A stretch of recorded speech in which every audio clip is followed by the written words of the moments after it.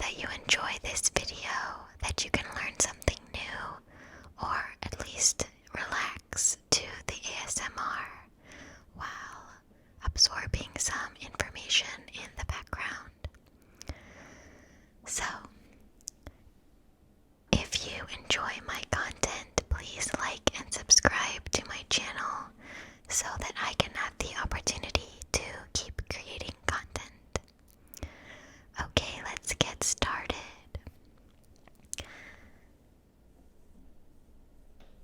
As I said, this video is all about word classes, which sometimes are referred to as parts of speech. So, we can consider this as a fundamental building block of English grammar, but also we're going to dive into some general linguistics topics, specifically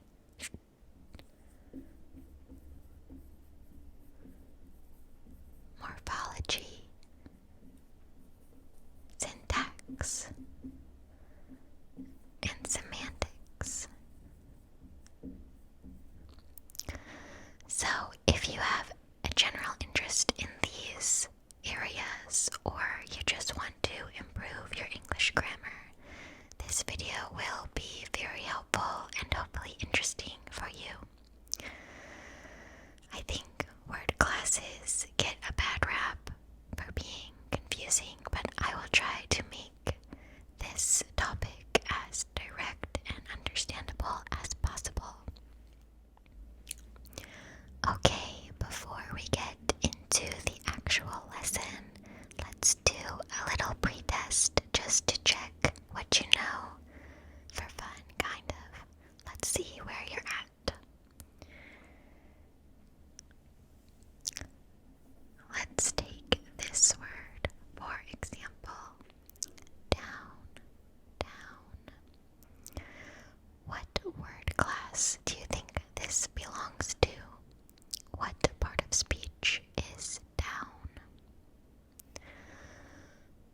Well, it's kind of a trick question, which is one of the main points of this video, that you can't always identify a word class with only the word. We need to see the word in the context of a sentence. We don't know what word class this is all by itself. So let's look at it in some examples.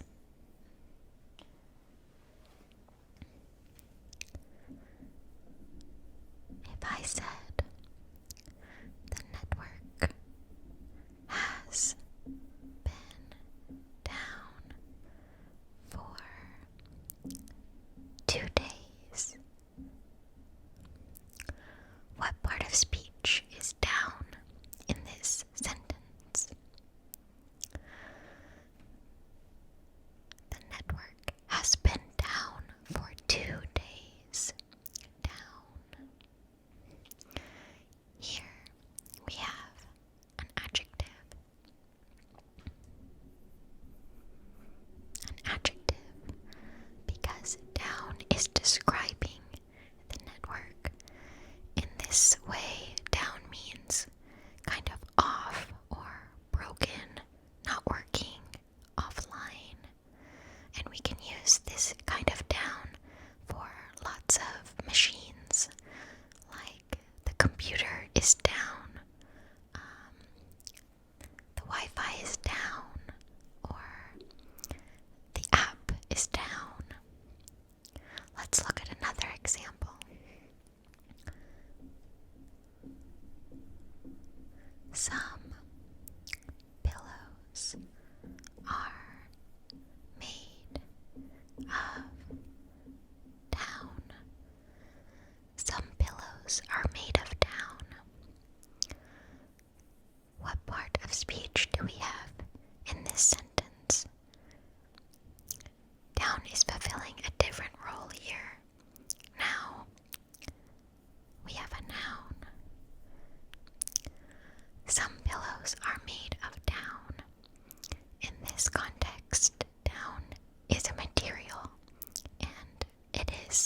the soft feathers of a bird. You see this material used in pillows or coats or blankets. It is the feathers of a bird, like a goose, for example. This is down, and it's being used as a noun in this case.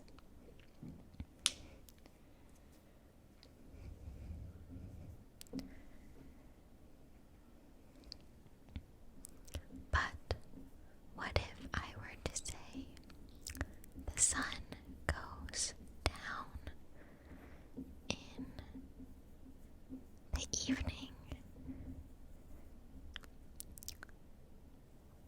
What word class is down in this sentence? The sun goes down in the evening.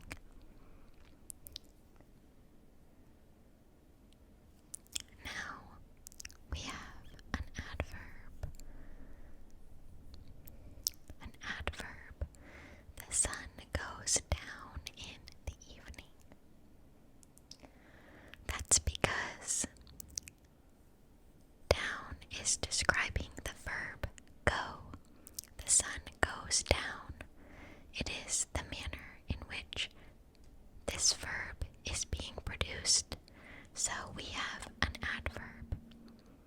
It is a specific type of movement.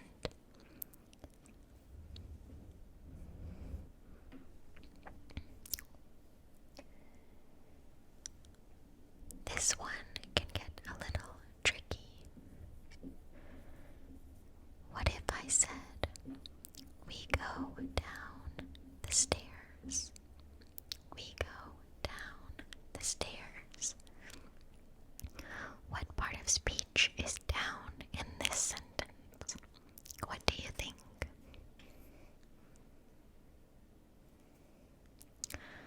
Here we have a preposition, down the stairs. In this case, down takes the object of stairs. This noun phrase is a prepositional phrase introduced with down. In this case, we don't have an object for down. Down isn't doing something to the evening. It's just taking place at the same time. But down is a preposition because of this noun phrase in the stairs. Down the stairs. So if we got rid of that, we would have an adverb. We go down. Without that object, we have an adverb. The sun goes down is an adverb. The sun goes down, I don't know, the hill, for example. The sun goes down the hill. Then we would have a preposition because down is acting on something.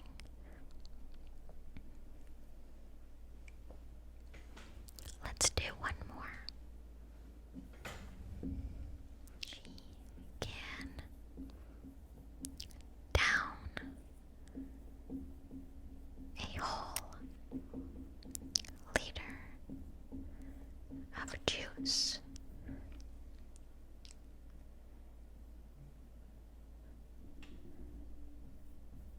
She can down a whole liter of juice.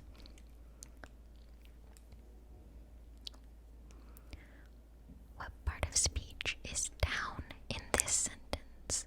She can down a whole liter of juice. Here we have a verb.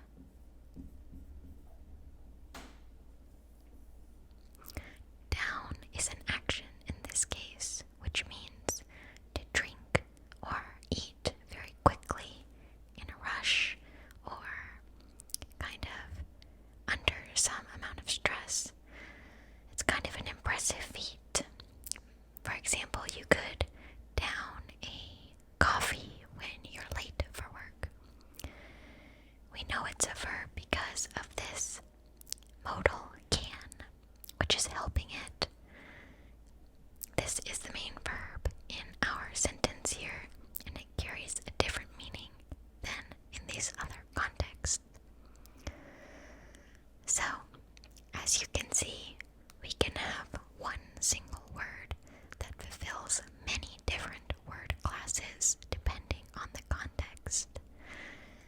This is very important because people fall into a pattern where they try to memorize a word and its subsequent word class.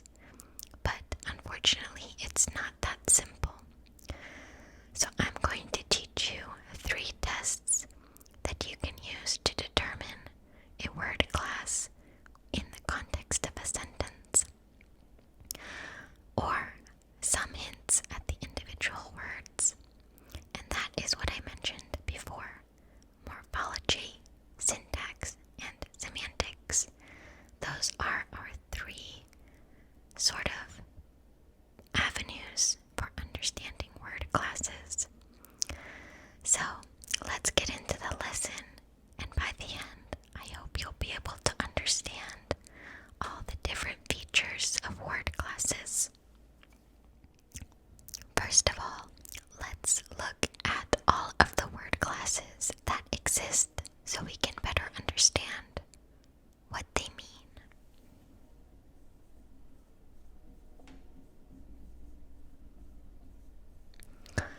Word classes are divided into 2 categories. First, we have our lexical words. Lexical words.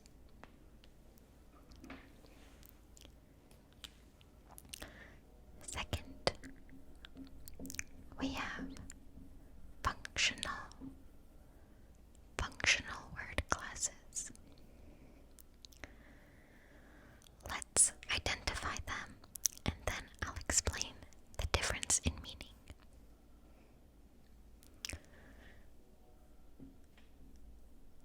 For our lexical group, we have nouns, we have adjectives, we have adverbs, and we have lexical verbs.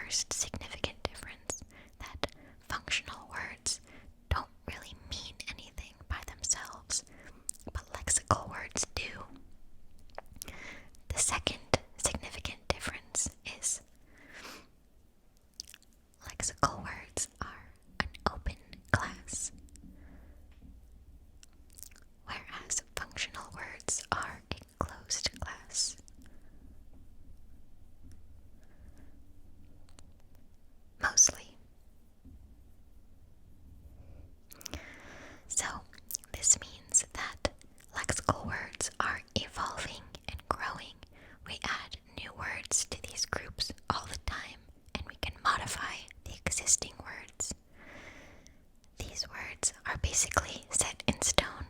They don't really change unless it's a significant amount of time passing, or very rarely are these words going to be modified in comparison to these words. For example, we can think about some suffixes like ish.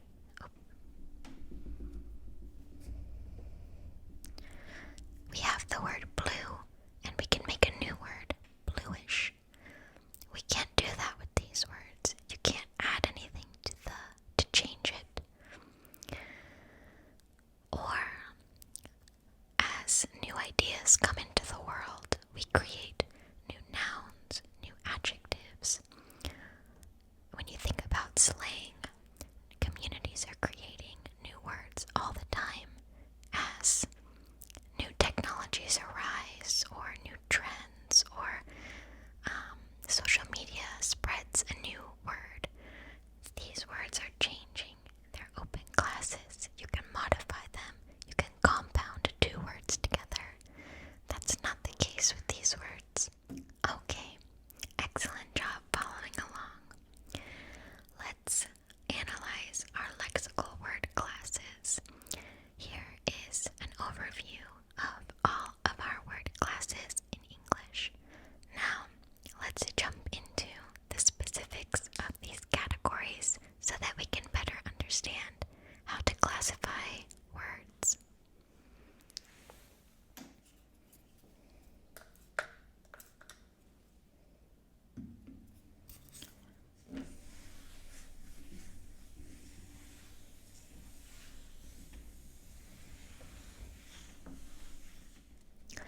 Okay, let's look at our first word class.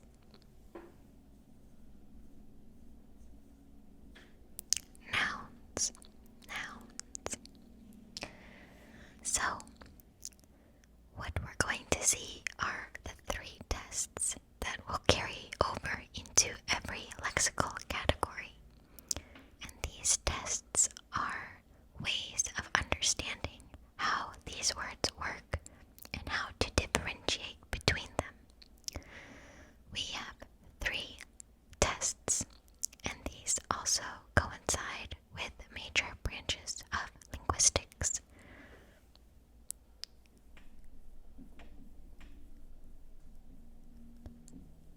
Our first test is that of morphology.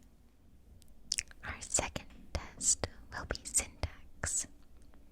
And third, semantics.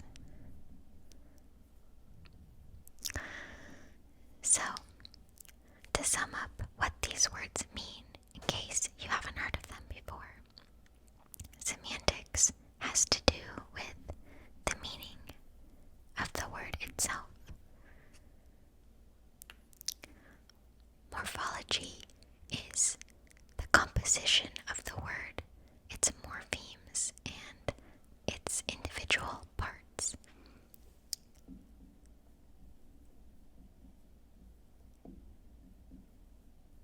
So that is the parts of the word itself.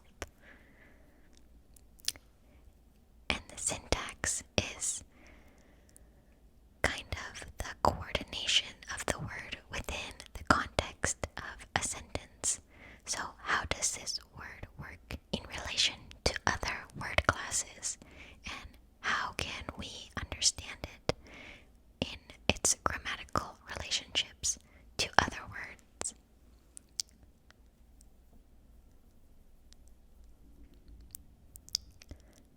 We'll call that grammar in a sentence. So let's start with morphology. We have 2 ways of understanding the pieces that we're going to attach to our words.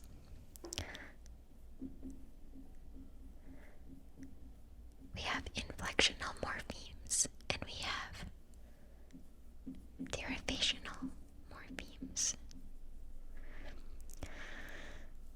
So, when we think about our morphemes, we're mainly talking about affixes.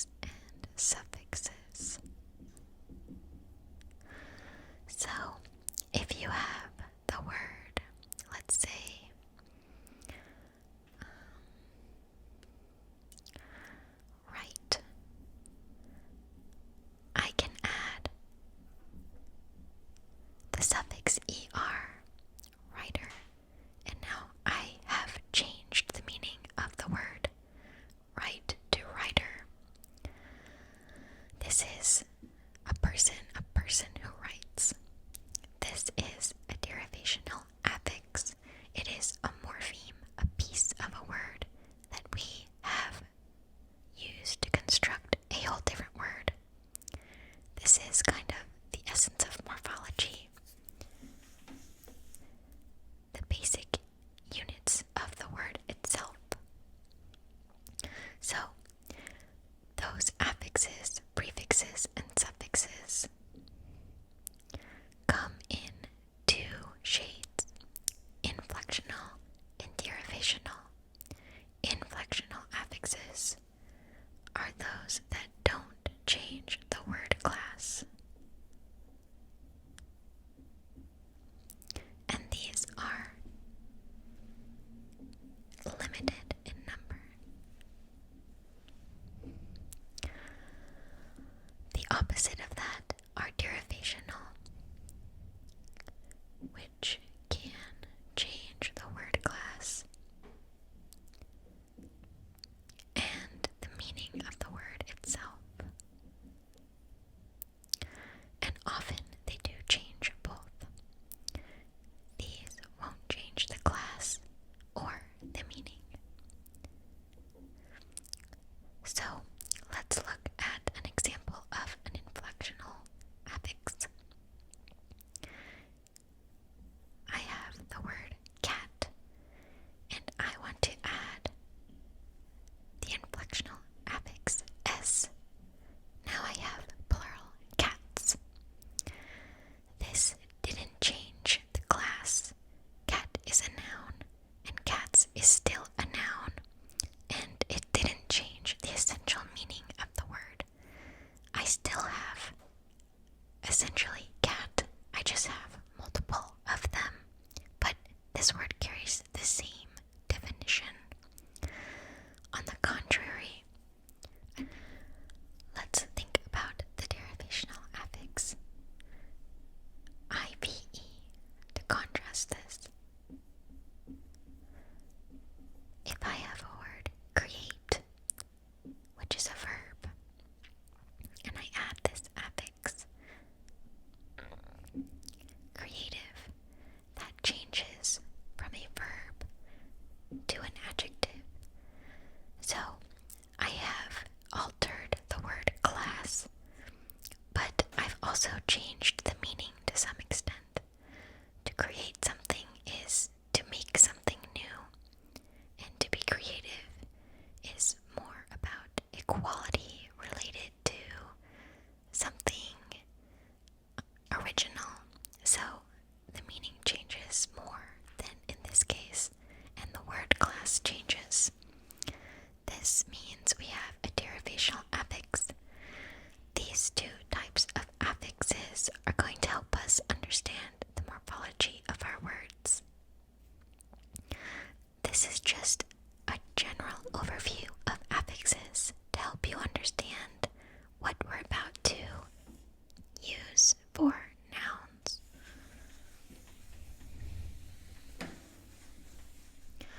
So morphologically, we have some significant hints that we might be working with a noun. We have the inflectional affix, the plural s, like our example, cats. Let's use a different example. Houses. We can add this s to nouns to make a plural. This is a good sign that we're working with a noun. Another affix is the genitive s. For example,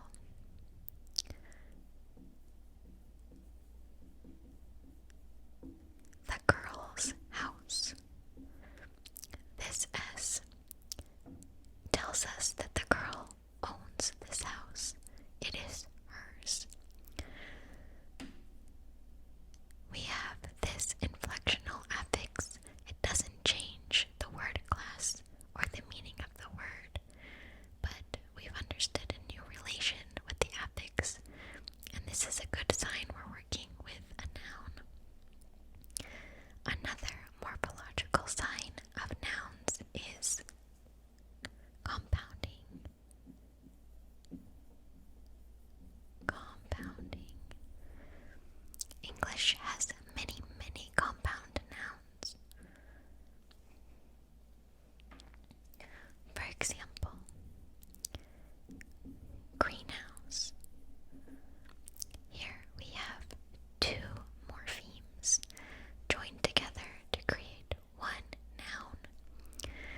if we have two individual nouns made into one concise meaning, we have a compound noun.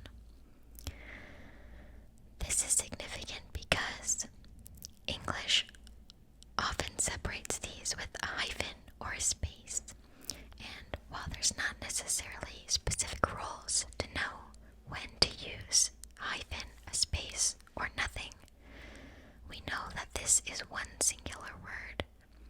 This isn't a house that is green.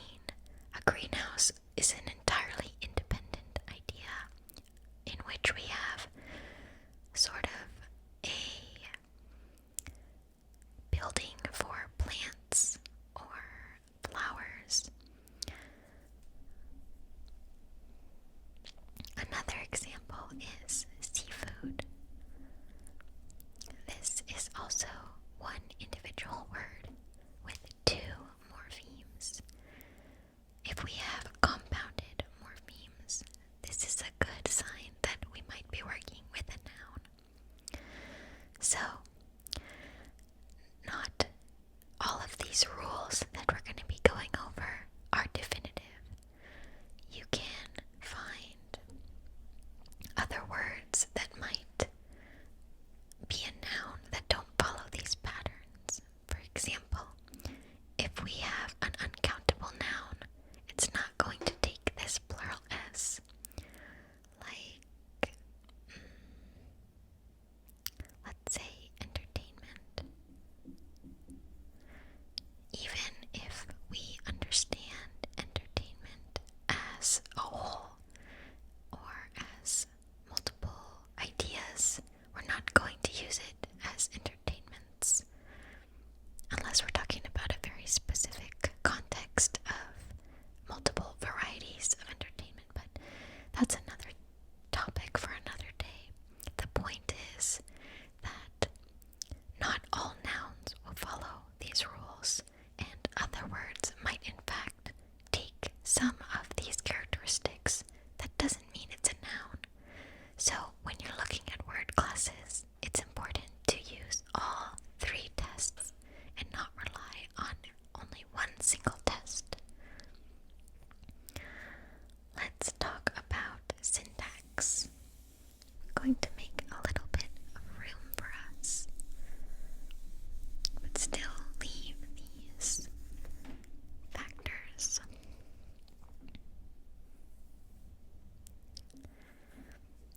Okay, what are some syntax markers of our noun? First of all, nouns are often after articles. The, a, and. The tricky part is zero article. So, some nouns have a zero article, which means it can be difficult to identify if it holds the article meaning. For example, if I was to say,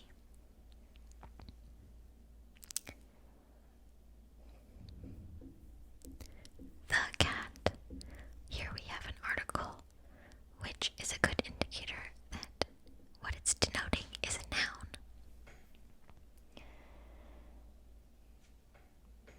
The tricky part is, if my sentence reads, the fat cat, here I have an adjective, so there might be things separating the article from the noun, and as we mentioned, zero article. So, for example, in the sentence, people value honesty. How many nouns do we have? We have two nouns, people and honesty. But because they use zero articles, we're not necessarily going to be able to visualize these article markers. Let's look at some semantic hints. Semantics involves the meaning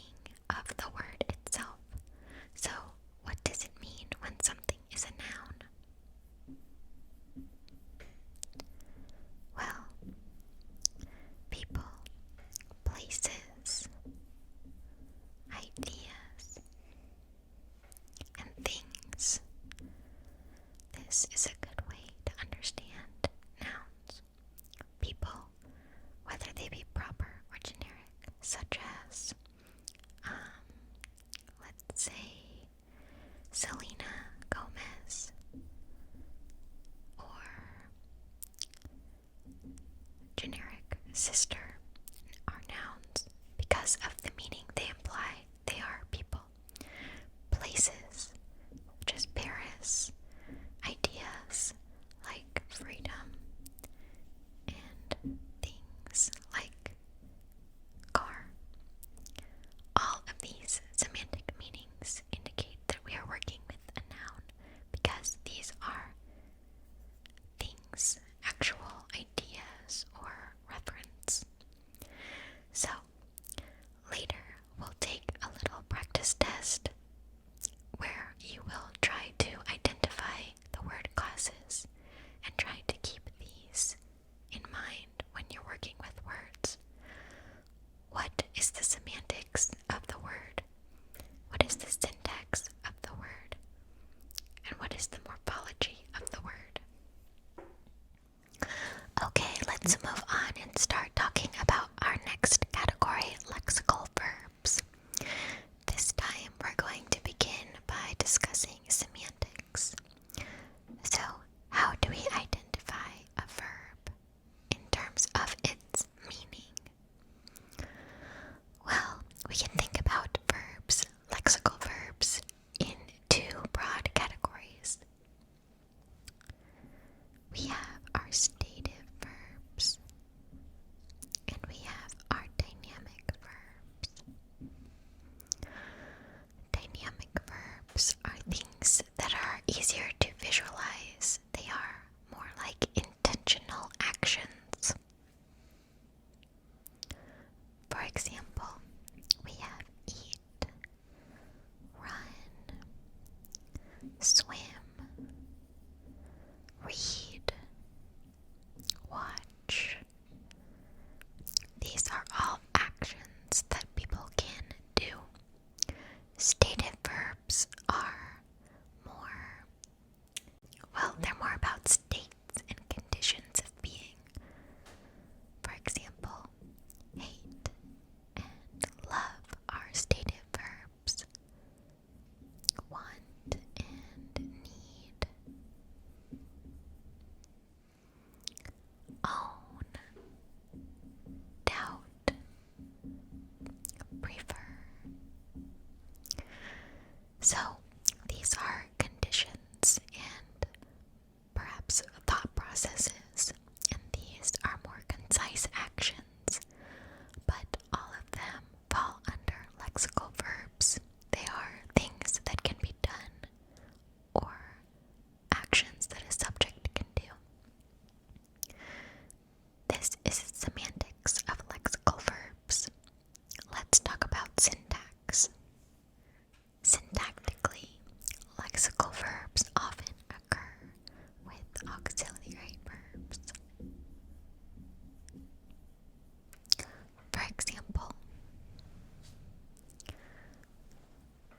I would love to go to the store.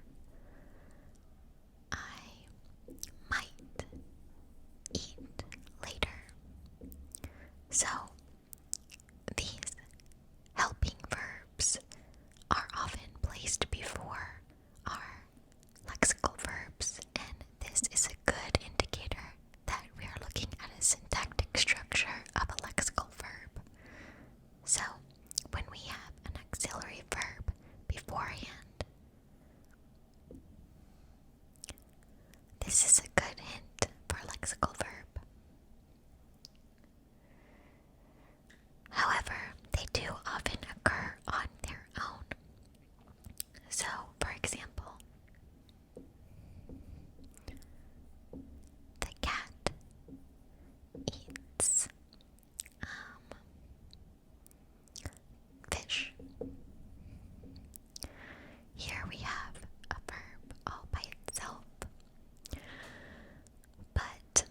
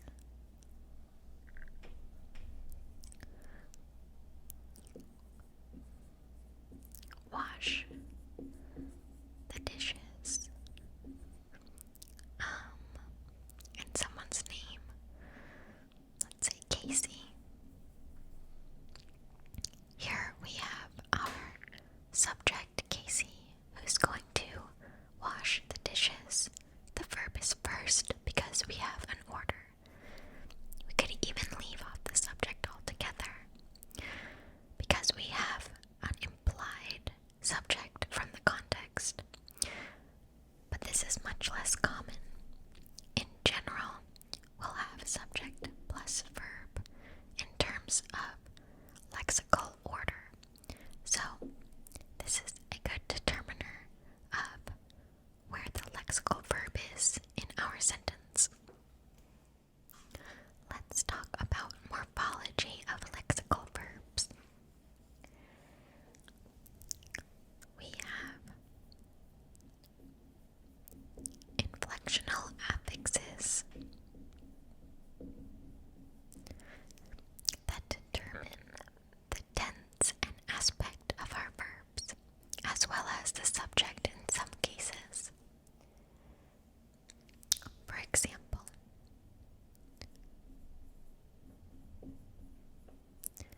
we have the third person singular s.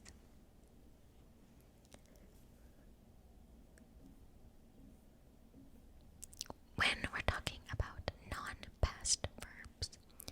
So, the cat eats, because this is the third person, compared to I eat. Now we don't have the s here, so that extra morpheme is an inflectional affix reflective of lexical verbs. Another inflectional affix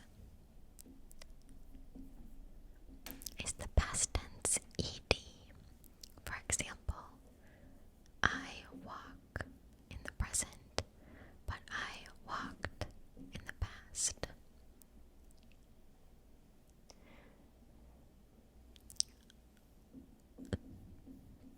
The progressive ing is another inflectional affix. For example, I am walking, I am eating. Okay, when thinking about derivational affixes, there are many that are common in lexical verbs. You can find lists online, but a few examples might be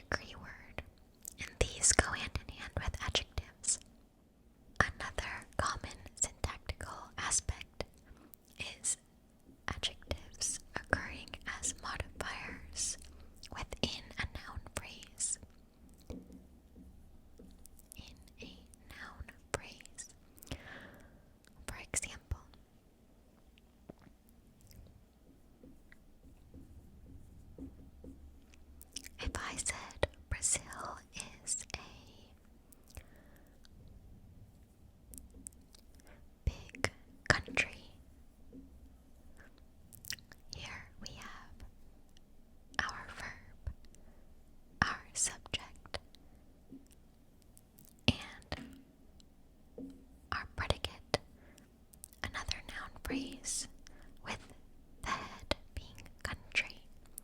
Big describes country, and it is within the very same noun phrase for the noun that it's describing.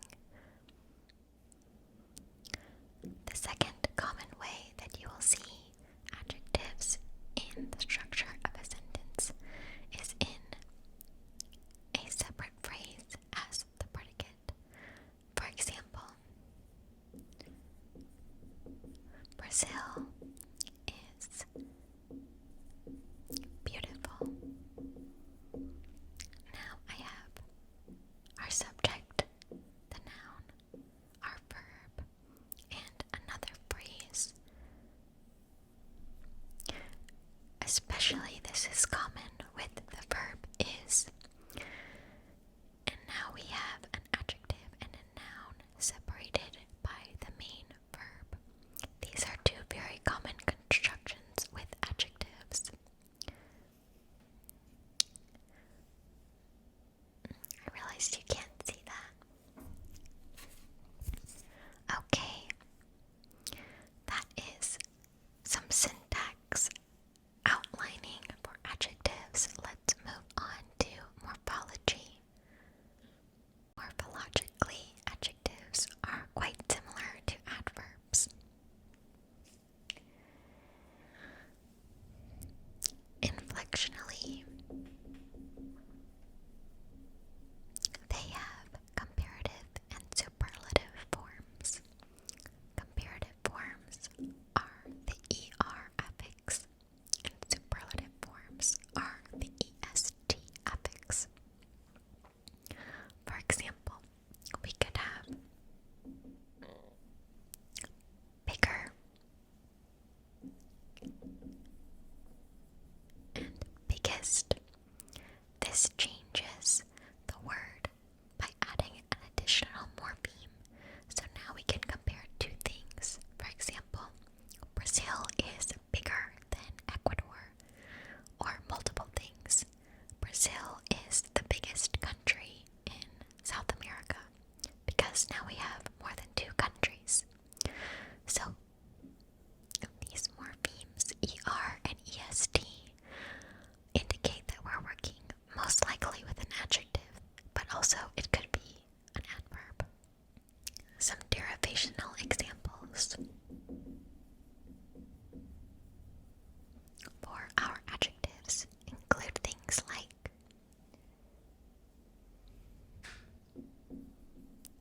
able, like the word curable, curable. Also, full, like faithful. And IVE, like imperative, impressive, or massive. So, if we have one word class like impress, a verb, and we add the morpheme IVE, now we've changed that word into an adjective. So, here is our overview of adjectives. Let's move on to our final word class, adverbs, and then we'll finish with a little practice test to use the knowledge in the context of real sentences. Okay, let's talk about adverbs. Adverbs. So, the name is a little misleading because semantically, adverbs can describe verbs, of course, but they can also describe adjectives and other adverbs. So, like the example we saw before, we could have the extremely fat cat. Extremely is an adverb that describes the adjective fat.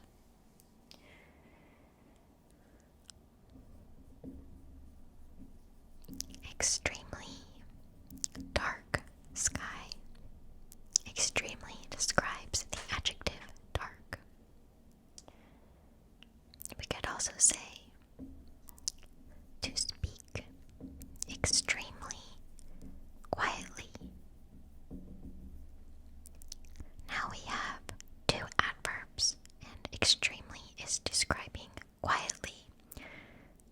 So extremely is an adverb describing quietly another adverb, and quietly is an adverb describing a verb. So adverbs can do a lot of things semantically.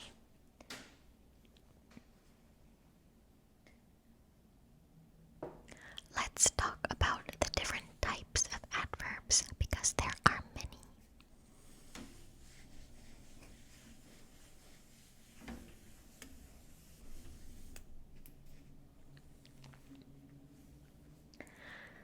The types of adverbs in English fall under three main categories.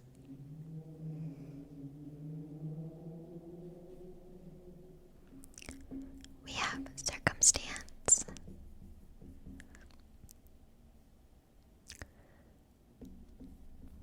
stance,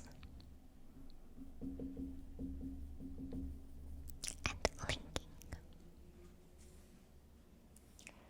Circumstance is probably the broadest category.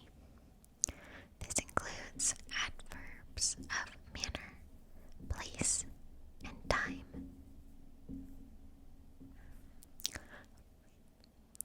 Let's think about adverbs in this category.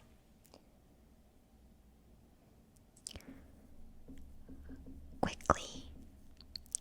She ran quickly. Well. She reads well.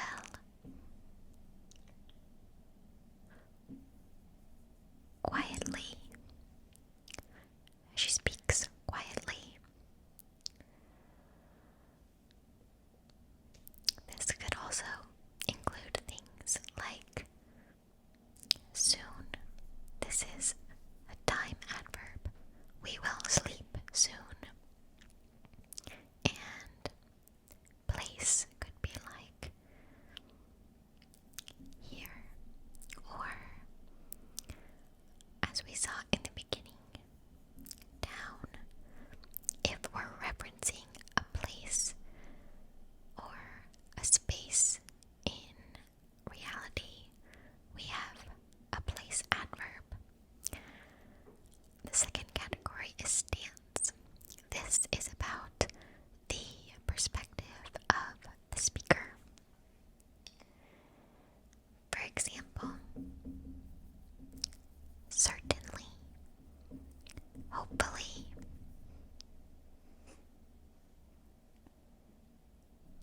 maybe, I will maybe go to the store. This is an adverb of stance. And lastly, we have linking adverbs.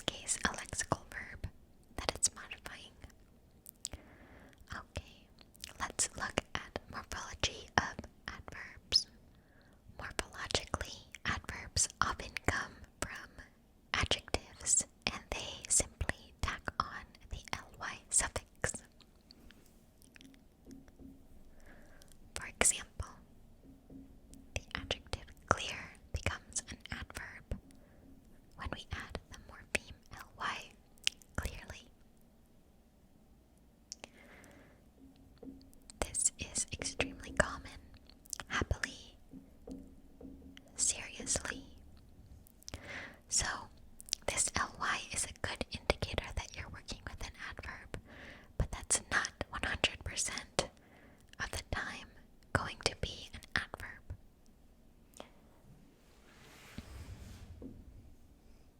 Adverbs are also gradable. So we can use ER and EST with our adverbs. For example, I could say, the sun shines brighter than the moon. The sun shines brighter. We have this ER comparative affix comparing the sun and the moon, but brighter describes a verb, shining. We could say the sun is the brightest star with the EST affix. So, this is our overview of adverbs and all 4 lexical categories: adverbs, adjectives, lexical verbs, and nouns. I hope that this has given you a good preview or overview of what we are going to need to know in our little test and a better understanding of word classes in general. So let's take what we just learned and apply it in practice. Okay, let's do some practice with what we just learned.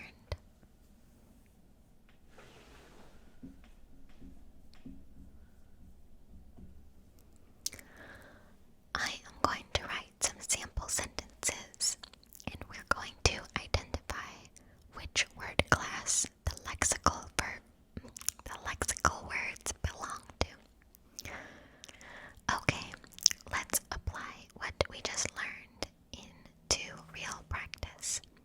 I'm going to write some sample sentences, and you can pause the video whenever you need to think about the questions. I'll underline the lexical verbs, and those are the ones we're going to be identifying. Okay, our first sentence.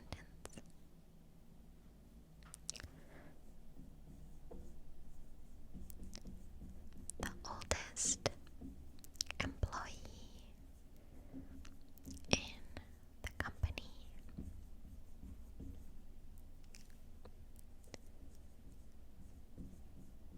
has retired. The oldest employee in the company has retired.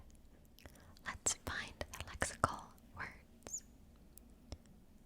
Oldest employee, company, retired. So, you can pause the video and think about what word classes each of these words belongs to.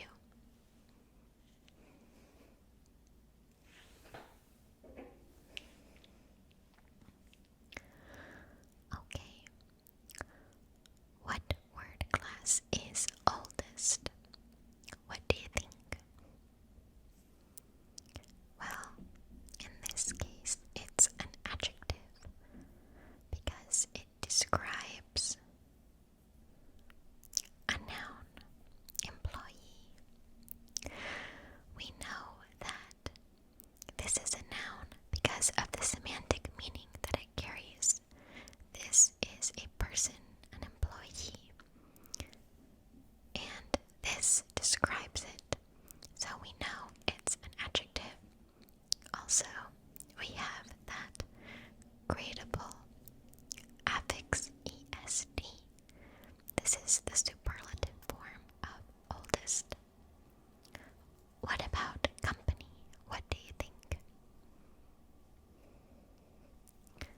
Company is also a noun. It's a thing, an actual referent, a company. And what about retired? What do you think retired is?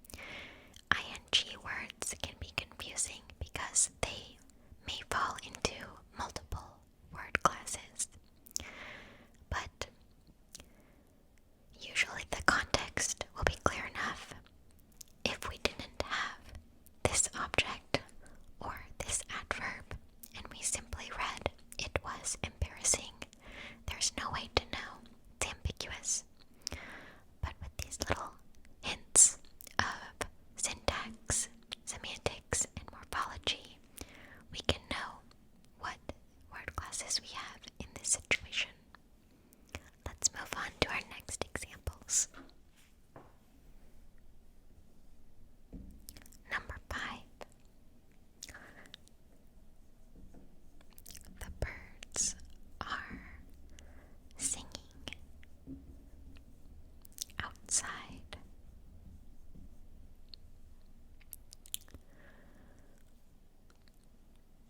Our lexical words: birds, singing, and outside. Take a second to think. Which word class do these three words belong to?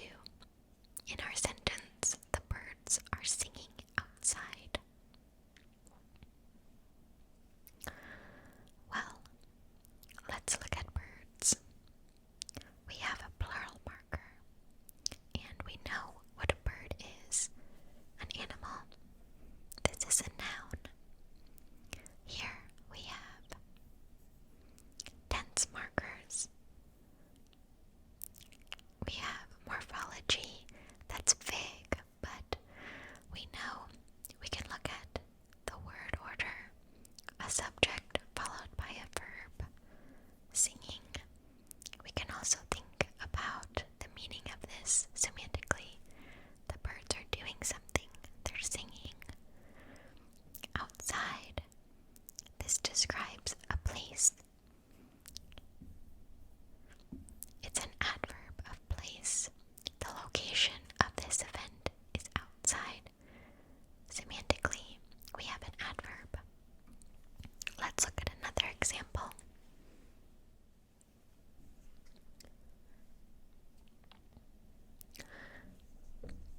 My sister loves school, especially singing class. My sister loves school, especially singing class. Our lexical words: sister loves school, especially singing class. Take a second to think about this one.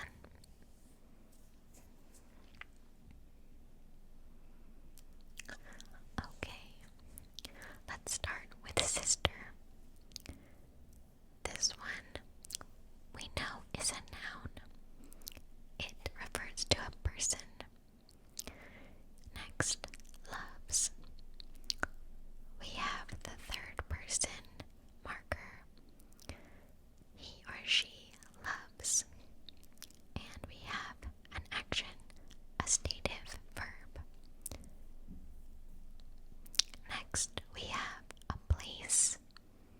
So we know this is a noun. This is where it gets a little tricky, especially in singing class. Let's look at our morphology, the ly, and let's look at what this word is doing syntactically. Which word is it describing? Do we have a special type of singing, a special type of class, a special type of school, a special type of love, a special type of sister? Well, this is an adverb describing the word love. She especially loves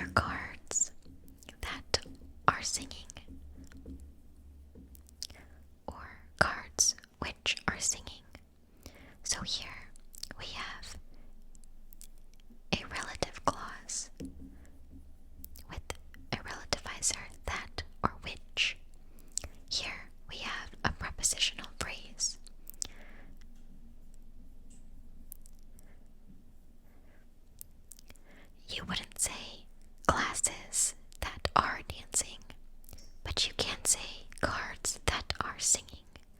This means we have an adjective describing our noun. So singing is an adjective in this sentence. What about sell? Exactly. This is a verb. It's something that we do, an action. What about fastest? Well, it has a gradable morpheme,